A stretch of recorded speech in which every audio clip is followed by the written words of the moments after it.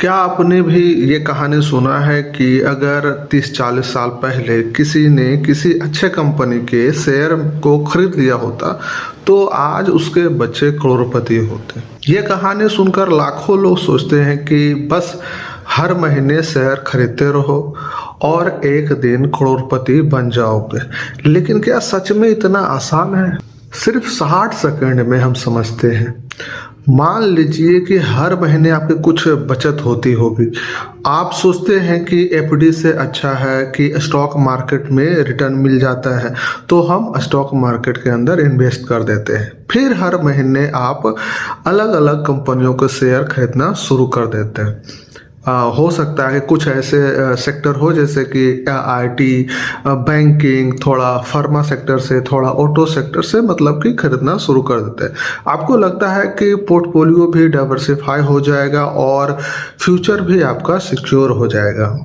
शुरुआत में सब कुछ अच्छा लगता है, लेकिन कुछ साल बाद जब लोग पोर्टफोलियो खोलकर देखते हैं तो कई ऐसे शेयर हैं जो 30% नेगेटिव यानी कि नुकसान में होते हैं। कुछ ऐसे स्टॉक होते हैं जो कि 50% नुकसान में होते हैं और कुछ तो इतना नीचे चले जाते हैं आपके खरीदे हुए भाव तक भी वापस नहीं आ पाता है।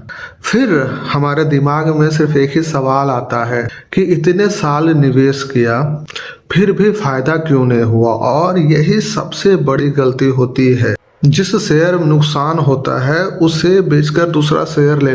लेकिन मजेदार बात देखिए, जिस शेयर को बेचते हैं वही कुछ महीना बाद तेजी से ऊपर भागना शुरू कर देता है और जो नए शेयर खरीदे हुए होते हैं वो शेयर दोबारा गिरना शुरू हो जाता है।